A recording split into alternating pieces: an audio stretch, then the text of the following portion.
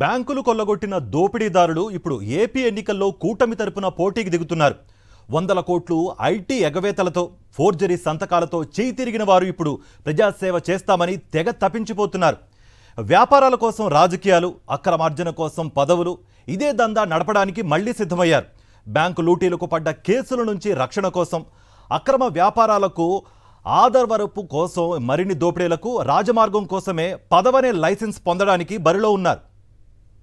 కూటమిలో అభ్యర్థులుగా దేశముదుర్లు, బ్యాంకులు కొల్లగొట్టిన దోపిడీదారులు, రాజకీయాలు వ్యాపారాలను కలగలిపిన దిక్కుమాలిన వైనం, కేసుల నుంచి రక్షణ కోసమే రాజకీయం, పదవులు అడ్డుపెట్టుకుని అడ్డగోలు పనులు.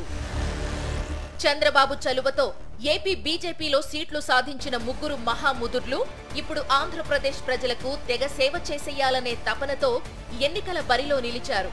ఆర్థిక నేరాల్లో సిద్ధహస్తుడు సుజనా చౌదరి, ఐటీ ఎగవేతలు, అక్రమ మళ్లింపులు, ఫోర్జరీలు, లాబీయింగ్లలో దిట్టగా మారిన సీఎం రమేష్, బ్యాంకులను బురిడీ కొట్టించి సిబిఐ కేసులు ఎదుర్కొంటున్న కొత్తపల్లి గీత. ఈ ముగ్గురు ఇప్పుడు ఏపీ ఎన్నికల్లో బీజేపీ తరపున పోటీలో ఉన్నారు. విజయవాడ వెస్ట్ నియోజకవర్గం నుంచి సుజనా చౌదరి, అనకాపల్లి లోక్సభ సీటు నుంచి సీఎం రమేష్, అరకు లోక్సభ స్థానం నుంచి కొత్తపల్లి గీతలు పోటీ పడుతున్నారు. కోవట్ రాజకీయాల కోసం, కేసుల నుంచి రక్షణ కోసం, భవిష్యత్ అవసరాల కోసం చంద్రబాబు 2019లో ఓటమి తరువాత అనుంగులను బీజేపీలోకి పంపించారు. చంద్రబాబు చక్రం తిప్పి తన బినామీలుగా ఉన్న సుజనా చౌదరి, సీఎం రమేష్లకు టికెట్ ఇప్పించడంతో పాటు గత సాయాలకు మేలు చేకూరుస్తూ కొత్తపల్లి గీతకు కూటమిలో సీట్లు ఇప్పించారు. అయితే ఈ ముగ్గురు అభ్యర్థులు అత్యంత అవినీతిమయమైన, వివాదాస్పదమైన అక్రమాల రాజకీయాలకు కేరాఫ్ గా ఉండడం ఆ 3 నియోజకవర్గాల్లోని ఓటర్లకు వణుకు పుట్టిస్తోంది.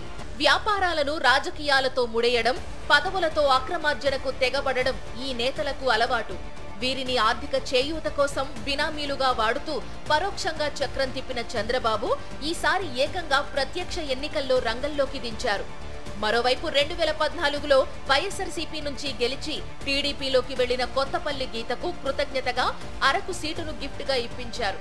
బీజేపీ ముసుగులో ఉన్న చంద్రబాబు కోటరీ నేతలు సుజనా చౌదరి, సీఎం రమేష్, కొత్తపల్లి గీతలు బ్యాంకులను ముంచిన ఘరానా మోసాల్లో, ఐటీ ఎగవేతల్లో నిందితులుగా ఉన్నారు.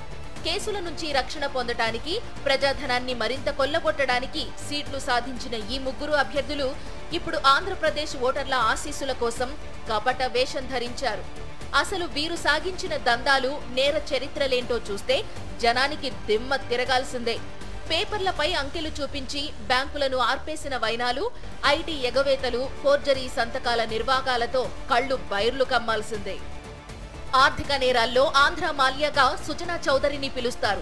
ఈయన ఇప్పుడు విజయవాడ వెస్ట్ నియోజకవర్గం నుంచి బీజేపీ తరపున పోటీ చేస్తున్నారు. రాజకీయ ముసుగులో ఆర్థిక నేరాల్లో నైపుణ్యం సాధించిన ఘనుడియన. తప్పుడు పత్రాలతో 2004 నుంచి 2014 వరకు జాతీయ, అంతర్జాతీయ బ్యాంకులు, ఆర్థిక సంస్థలకు టోపీ పెట్టి 9,500 కోట్లు రుణాలు పొందారు. అందులో తన లిస్టెడ్ కంపెనీల పేరుతో 8,400 కోట్లు రుణాలు తీసుకున్నారు. వందల సంఖ్యలో సృష్టించిన షెల్ కంపెనీల ద్వారా ఈ నిధులను దారి మళ్లించారు. నగదును ఖాతాల్లో చూపించడానికి బోగస్ ట్రేడింగ్ కు పాల్పడటం, ఆ టర్నోవర్ ను భారీగా చూపించడం, మళ్లీ ఆ భారీ టర్నోవర్ ను చూపించి బ్యాంకుల నుంచి పెద్ద మొత్తంలో రుణాలు పొందడం, ఇలాగే సాగింది సుజనా అక్రమాల బాగోతం. 2004 నుంచి 2014 వరకు 10 ఏళ్ల పాటు తప్పుడు పత్రాలతో బ్యాంకులను ముంచి కొల్లగొట్టిన సొమ్ముతో అమరావతికి అవతల కృష్ణానది పక్కనే ఉన్న మండలాల్లో 623.12 ఎకరాలు కొనుగోలు చేశారు. అలా రుణాలు పొందిన పెద్ద మొత్తాలను భూములు కొనుగోలు చేయడానికి ఉపయోగించినట్టు ఆధారాలతో సహా ఈడీ నిగ్గు తేల్చింది. రాజధాని ఎక్కడొస్తుందో తెలుసుకుని ఇన్సైడర్ ట్రేడింగ్ కు పాల్పడిన సుజన కేవలం ఎకరం 5 లక్షల చొప్పున ఈ భూములను కొనుగోలు చేసినట్టు తేలింది. అప్పటికే ఈడీ, ఐటీ, ఫెమా కేసులు ఎదుర్కొంటున్న సుజనాను కేంద్ర మంత్రిగా చేయడానికి చంద్రబాబు పావులు కదిపారు. ఆ కేసుల నుంచి రక్షణ పొందటానికి సుజనాను కేంద్ర మంత్రి చేశారు. అప్పటికే భారీ నష్టాల్లో కూరుకుపోయి వ్యాపారం సైతం లేకుండా నెగటివ్ నెట్వర్క్లోకి వెళ్లిపోయిన సుజనా కంపెనీలకు మంత్రి పదవి రూపంలో అండ దొరికింది.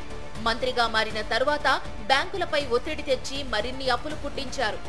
అలా సాగిన సుజనా దందా 9,500 కోట్లకు చేరుకుంది. చంద్రబాబు బినామీగా ఉన్న సుజనా చౌదరి అక్రమ మార్గంలో పుట్టగొడుగుల్లా 120 డొల్ల కంపెనీలు ఏర్పాటు చేశారు. వాటి పేరు మీద తీసుకున్న 8,000 కోట్ల రూపాయల రుణాలు దారి మళ్లించారు. తిరిగి చెల్లించకుండా సొంత ఆస్తులు కొనుగోలు చేసి బ్యాంకులకు ఎగ్గొట్టినట్టు ఈడీ నిగ్గు తేల్చింది. ఉద్యోగులనే కంపెనీ డైరెక్టర్లుగా చూపించి బ్యాంకులను బురిడీ కొట్టించిన వైనం ఈడీ దర్యాప్తులో తేలింది. వాస్తవానికి సుజనా గ్రూప్ ఆస్తుల విలువ 132 కోట్లు కూడా లేకపోవడం విశేషం. గతంలో టీడీపీ రాజ్యసభ సభ్యుడిగా ఉన్నారు సుజనా చౌదరి. 2019లో టీడీపీ ఓటమి తరువాత నెల రోజులకే బీజేపీ గూటికి చేరిపోయారు. పన్ను కట్టకుండా నల్ల డబ్బును సొంత ఖాతాల్లోకి మళ్లించడానికి బ్యాంకుల నుంచి పొందిన వేల కోట్ల రుణాలను British virgin islands, Cayman islands, I'll of man Mauritius లో పెట్టిన కంపెనీల్లోకి దారి మళ్లించినట్టు సుజనాపై ఈడీ ఆధారాలు సేకరించింది. అలా చేరిన మొత్తాలను సొంత ఆస్తులకు, భాగస్వాములకు మళ్లించడం, ఆ డబ్బుతో వందల ఎకరాలు భూములు కొనుగోలు చేసినట్టు ఈడీ దర్యాప్తులో తేలింది. ఇప్పటికే పదుల సంఖ్యలో ఈడీ, ఐటీ, ఫెమా కేసులు నమోదైనా సుజనా చౌదరికి గతంలో చంద్రబాబు రూపంలో, ఇప్పుడు బీజేపీ రూపంలో రక్షణ ఉండడంతో ధైర్యంగా అక్రమాలకు పాల్పడ్డారు.